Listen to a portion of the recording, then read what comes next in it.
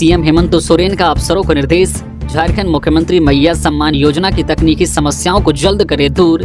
CM Hemant Soren ने झारखंड मुख्यमंत्री मैया सम्मान योजना में आ रही तकनीकी समस्याओं को लेकर वरीय पदाधिकारियों, उपायुक्तों और सीएससी के वरीय पदाधिकारियों के साथ मंगलवार को बैठक की। उन्होंने कहा कि इस योजना का लाभ लेने में लाभुक दीदी बहनों को आ रही कठिनाइयों को जल्द से जल्द दूर करे, ताकि किसी भी जरूरतमंद को लाभ लेने में परेशानी का सामना नहीं करना पड़े। विभाग जल्द दिशा निर्देश जारी करे। सर्वर डाउन समेत अन्य तकनीकी कारणों से महिलाओं को परेशानियों का सामना करना पड़ रहा है और वे निराश होकर बेरंग घर लौटने पर मजबूर हैं। झारखंड मुख्यमंत्री मैया सम्मान योजना के लिए आयोजित विशेष कैंप में लाभुकों को कठिनाइयों का सामना करना पड़ रहा है।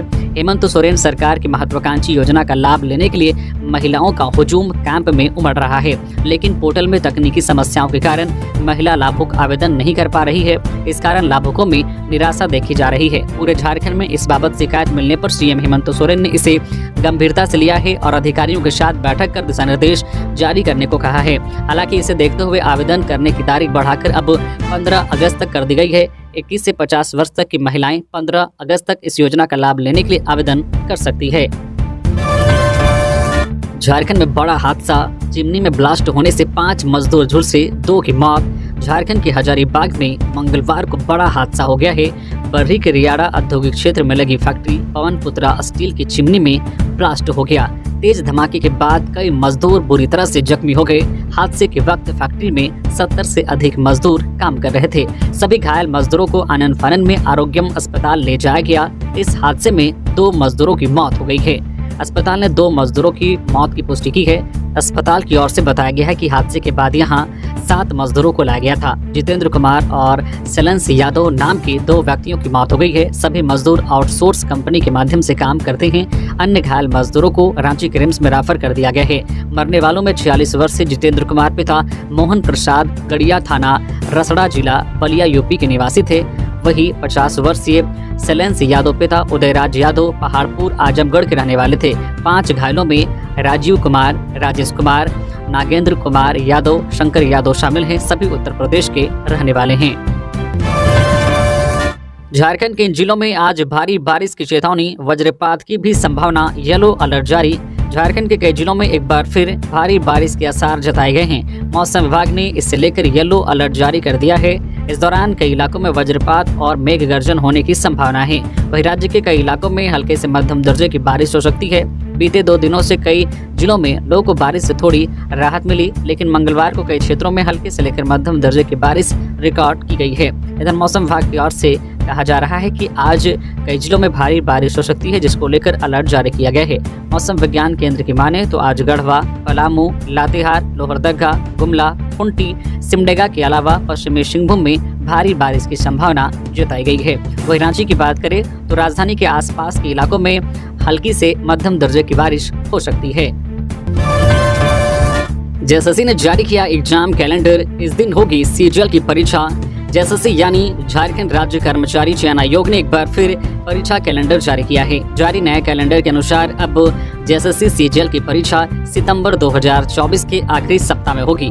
आपको बता दें कि जेएसएससी सीजीएल सहित अन्य परीक्षा जल्द से जल्द कराने की मांग को लेकर छात्र लगातार सड़क से लेकर सोशल मीडिया तक आंदोलन कर रहे थे। हेमंत सोरेन की सरकार में जेएसएससी ने इससे पहले भी कई बार परीक्षा के कैलेंडर जारी किए हैं, लेकिन अब तक कैलेंडर के हिसाब से बहुत कम ही परीक्षा हो पाई है। इसलिए नए जारी कैलेंडर से भी छात्रों को बहुत कम ही उम्मीद है। बारिश में भी राजभवन के समक्ष धरने पर डटे रहे प्रारंभिक शिक्षक। अखिल झारखंड प्राथमिक शिक्षक संघ झारखंड प्रदेश के बैनर तले अपनी 3 सूत्री मांगों के समर्थन में दूसरे दिन मंगलवार को भी प्रारंभिक शिक्षकों ने राजभवन के समक्ष धरना दिया। अनशनकारियों के समर्थन में रांची, लोहरदगा, धनबाद, जामताड़ा, पलामू, गढ़वा, दुमका, सिमडेगा, पूर्वी सिंहभूम तथा खूंटी के हजारों शिक्षक अपनी मांगों के समर्थन में डटे रहे। कार्यक्रम ने पूर्वी सिंहभूम के जिला अध्यक्ष शिवशंकर पोलाई ने सभी अनशनकारियों को अंग वस्त्र देकर सम्मानित किया। मौके पर संघ के अध्यक्ष अनूप केसरी, महासचिव राम मूर्ति ठाकुर तथा मुख्य प्रवक्ता नसीम अहमद ने कहा कि जब तक हमारी मांगे पूरी नहीं होती, शिक्षकों का अनशन जारी रहेगा।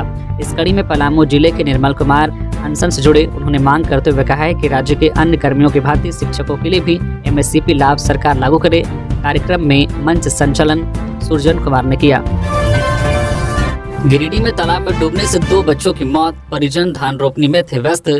गिरिडीह के ताराताड़ में थाना इलाके में मंगलवार की शाम तालाब में डूबने से 2 बच्चों की मौत हो गई। जानकारी के अनुसार ताराताड़ मध्य विद्यालय के पीछे सोहन मंडल के परिजन धन रोपनी कर रहे थे, जबकि सोहन मंडल का नाती बेंगाबाद निवासी 9 वर्षीय अमित मंडल, पिता दशरथ मंडल एवं पोता 9 वर्षीय आर्यन मंडल, पिता बिरजू मंडल बगल स्थित जो है जफल आहर में कूदकर नहाने लगा। इसी क्रम में गहरे पानी में जाने से दोनों डूबने लगे। हो हल्ला कर परिजन दौड़े और दोनों को बाहर निकालकर स्थानीय निजी अस्पताल पहुंचाया, जहां पर चिकित्सकों ने दोनों को मृत्यु घोषित कर दिया। इसके बाद परिजन दोनों का शव लेकर घर पहुंचे। इधर घटना के बाद परिजनों का रो रो कर बुरा हाल हो गया है। जानकारी मिलने के बाद मुखिया यशोदा देवी, सामाजिक कार्यकर्ता मोहम्मद सत्तार आदि पहुंचे और परिजनों को ढाढ़स बंधाया। ग्रामीणों के अनुसार मृतक अमित मंडल के पिता दशरथ मंडल व मां मुंबई में रहते हैं। अमित अपने नाना सोहन मंडल के पास था। बोकारो से हथियारों का जखीरा बरामद, AK-47 कार्बाइन सहित कई पिस्टल बरामद। बोकारो पुलिस ने बड़ी कामयाबी हासिल करते हुए हथियारों का जखीरा बरामद किया है। बरामद हथियारों में AK-47 कार्बाइन और कई उम्दा किस्म में 9mm पिस्टल शामिल हैं। पुलिस मुख्यालय से मिली जानकारी के अनुसार पिछले दिनों बोकारो में हुए शंकर रवानी हत्याकांड में गिरफ्तार किए गए अपराधियों की निशानदेही पर बोकारो कोऑपरेटिव कॉलोनी सेक्टर 12 से सभी जो है हथियार बरामद किए गए हैं। बोकारो पुलिस को शंकर रवानी हत्याकांड में एक बड़ी सफलता हाथ लगी है। पुलिस ने घटना में शामिल कार चालक को गिरफ्तार कर लिया है, जिसकी निशानदेही पर घटना में प्रयुक्त स्विफ्ट डिजायर कार को भारत एकता कोऑपरेटिव के स्टोर से बरामद किया गया है। वहीं पुलिस को एक AK-47, एक कार्बाइन और 4 पिस्टल और 100 से अधिक कारतूस भी बरामद करने में सफलता मिली है। डीजीपी का निर्देश, डायल 112 की जानकारी हर व्यक्ति को होनी चाहिए, रिस्पांस समय को करे बेहतर। किसी संकट में फंसे व्यक्ति के लिए डायल 112 यानी कि 112 के जरिए पुलिस की मदद पाना बेहद आसान है। ऐसे में जरूरी है कि डायल 112 को लेकर हर व्यक्ति के पास जानकारी उपलब्ध हो। मंगलवार को झारखंड के डीजीपी अनुराग गुप्ता ने डायल 112 के रिस्पांस टाइम को बेहतर करने और हर व्यक्ति तक इसकी पहुंच को लेकर समीक्षा बैठक की। समीक्षा बैठक में डायल 112 को लेकर कई निर्देश जारी किए गए हैं। मंगलवार को डीजीपी अनुराग गुप्ता ने डायल 112 के जो है कार्यशैली को लेकर पुलिस पदाधिकारियों के साथ समीक्षा बैठक की। बैठक के दौरान डीजीपी ने पुलिस अधिकारियों को स्पष्ट निर्देश दिया है कि डायल 112 में प्राप्त होने वाले शिकायतों का निष्पादन कम से कम समय में करे। मदद मांगने वाले और सूचना देने वाले दोनों तरह के लोगों के लिए बेहतर रिस्पांस मिलना चाहिए। डायल 112 के जरिए मदद मांगने वाले लोगों तक तुरंत मदद पहुंचनी चाहिए। डीजीपी ने कहा कि इस काम में जो भी लोग लापरवाही बरतेंगे उन्हें किसी भी कीमत पर बख्शा नहीं जाएगा।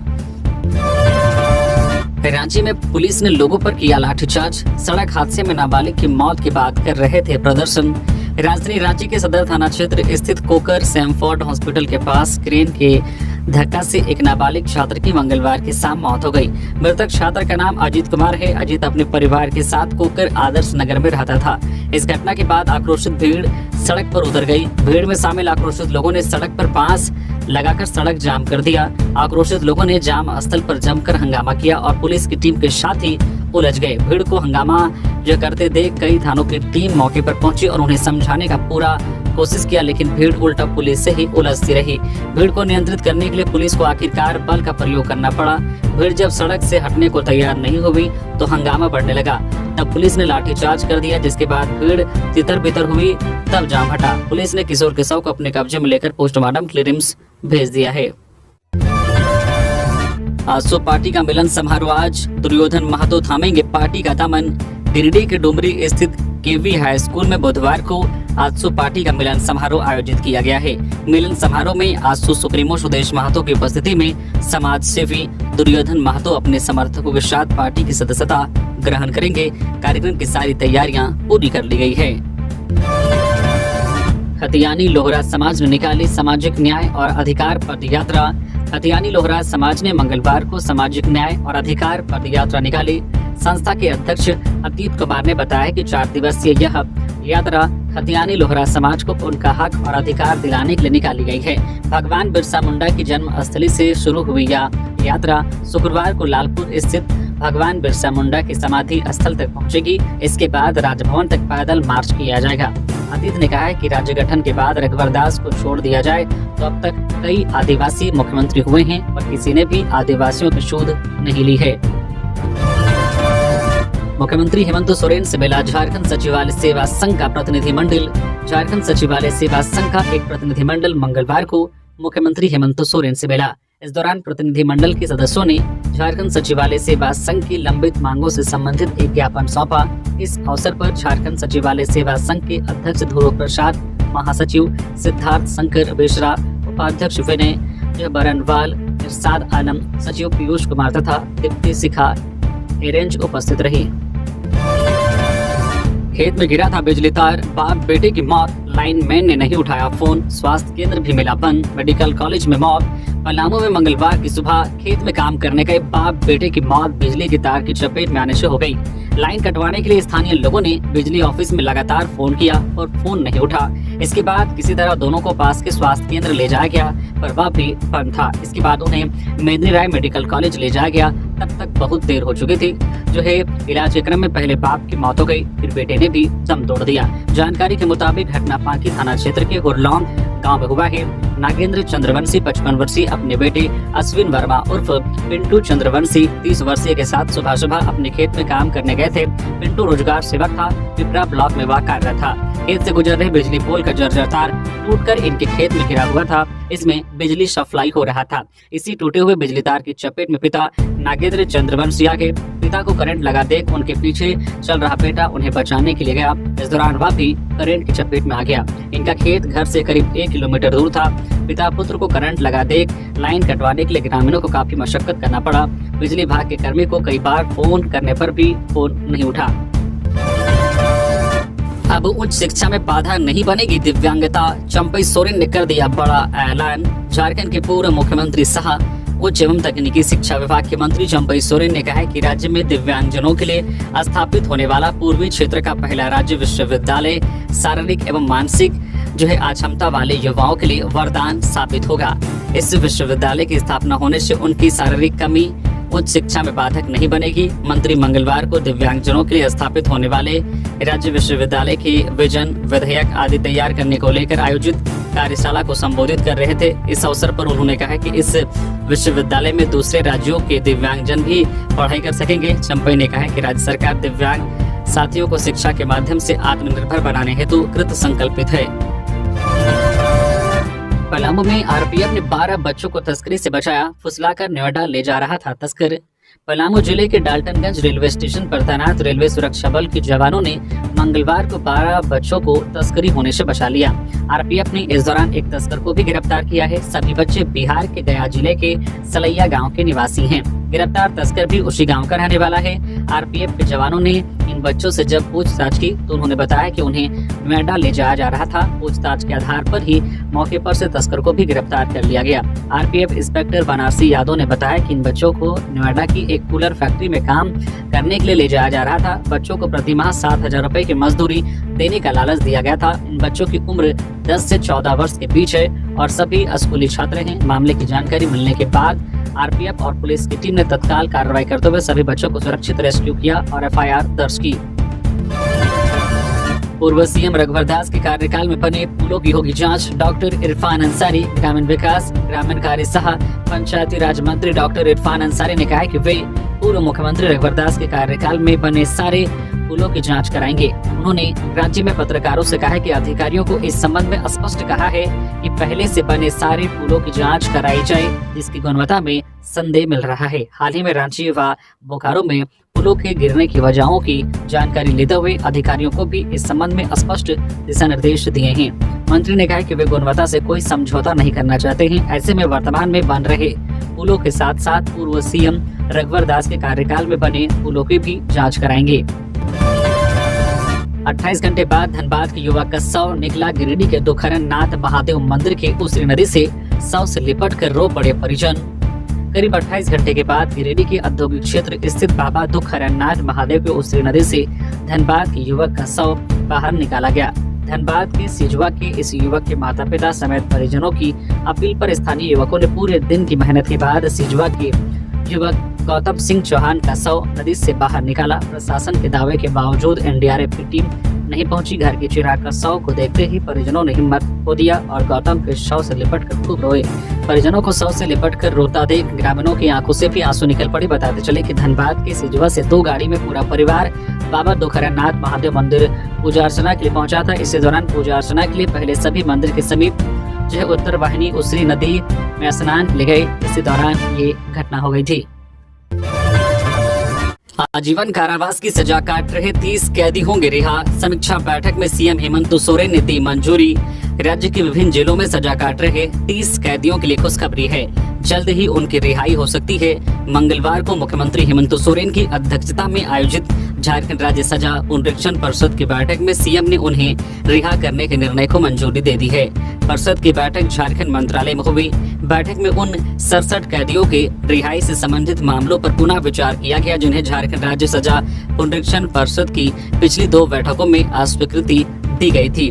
बैठक में मुख्यमंत्री हेमंत सोरेन ने राज्य सजा पुनरीक्षण परिषद की अनुशंसा के आलोक में राज्य के विभिन्न कारागारों में आजीवन सजा काट रहे 67 कैदियों को कारामुक्त किए जाने के फैसलों पर अधिकारियों के साथ गहन विचार विमर्श किया गया। समीक्षा के क्रम में न्यायालयों, संबंधित जिलों के पुलिस अधीक्षक, जेल अधीक्षक तथा जो प्रोबेशन पदाधिकारी के मंतव्य पर अधिकारियों के साथ बिंदुवार विचार विमर्श के बाद 30 कैदियों को रिहा किए जाने के निर्णय पर मुख्यमंत्री ने अपनी स्वीकृति दी।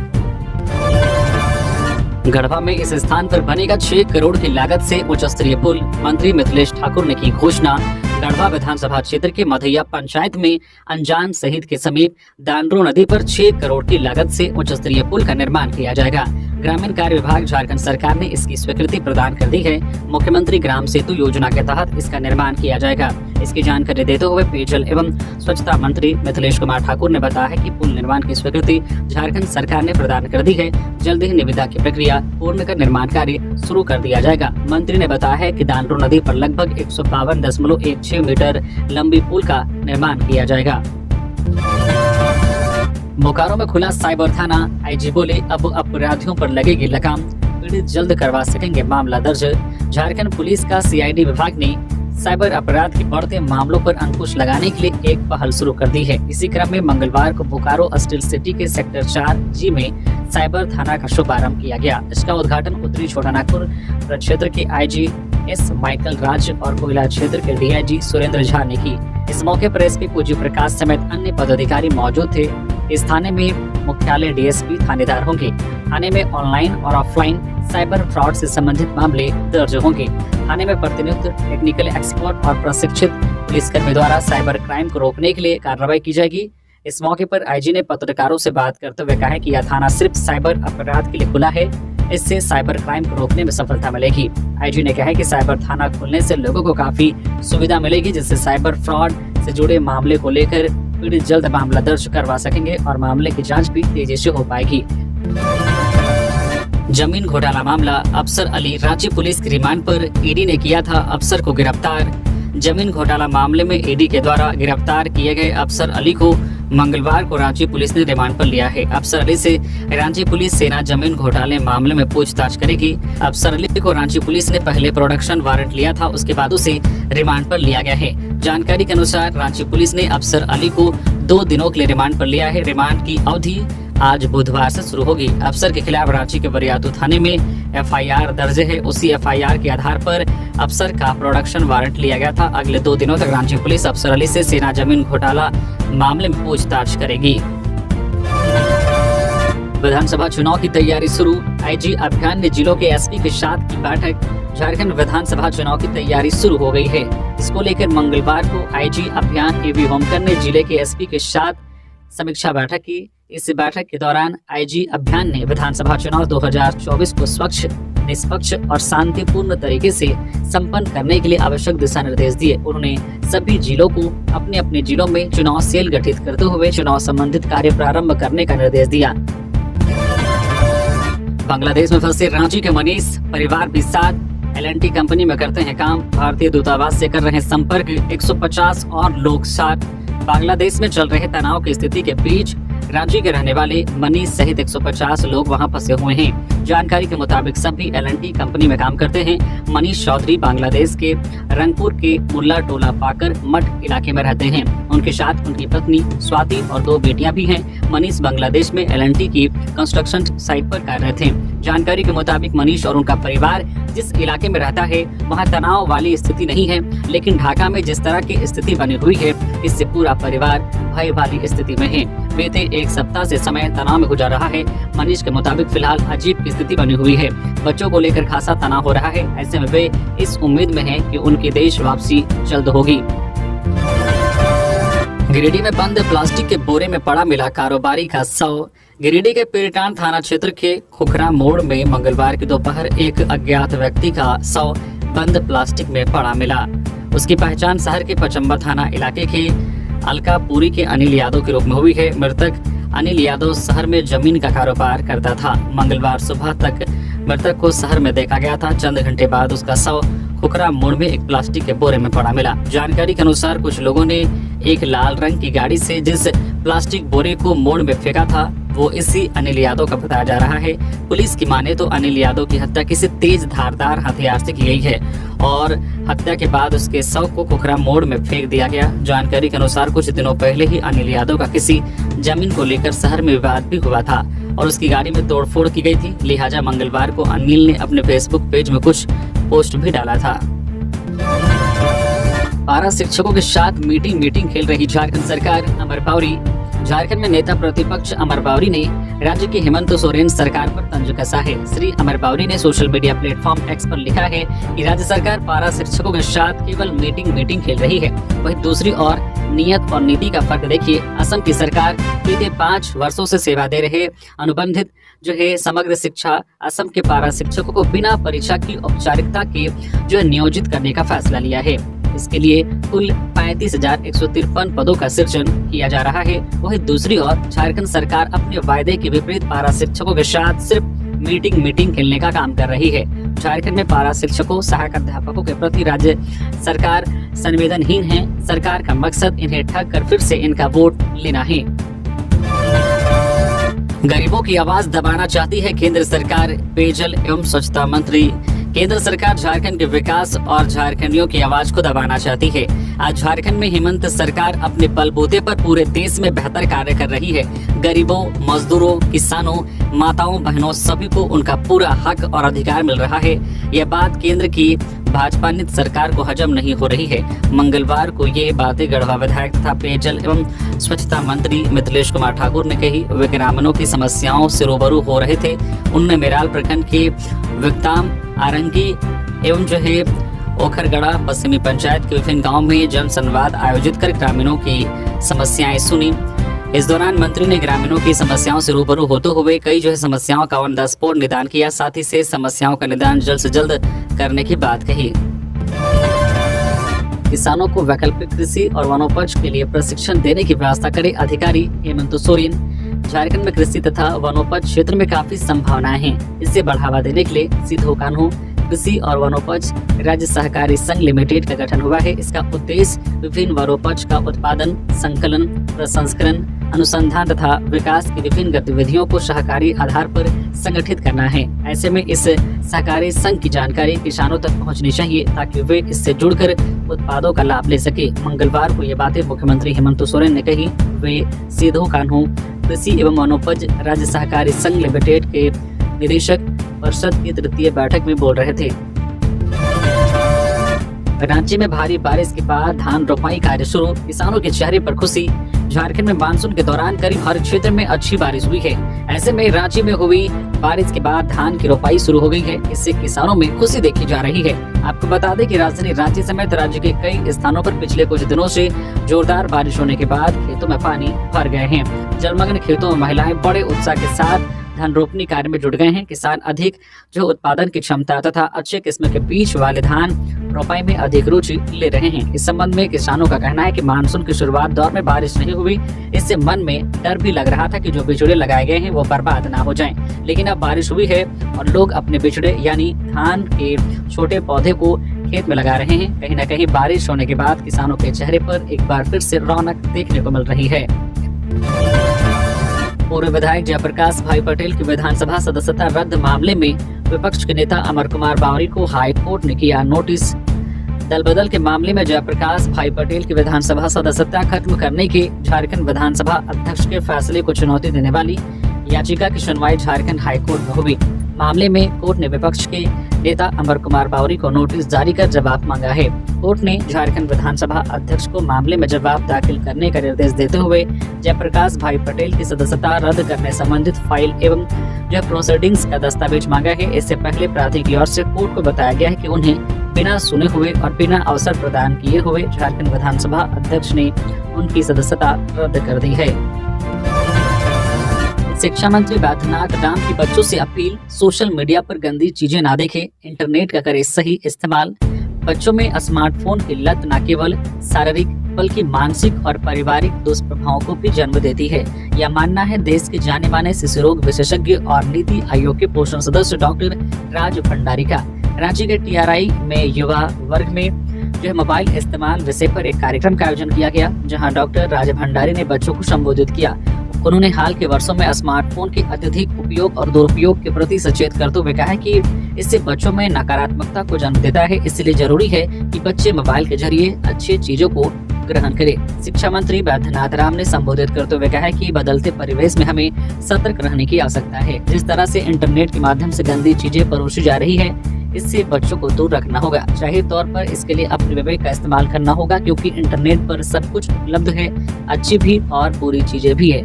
ऐसे समय पर आपको अपने विवेक का इस्तेमाल करना होगा। राज्यपाल से मिले आरयू समेत राज्य के विभिन्न विश्वविद्यालयों के कुलपति।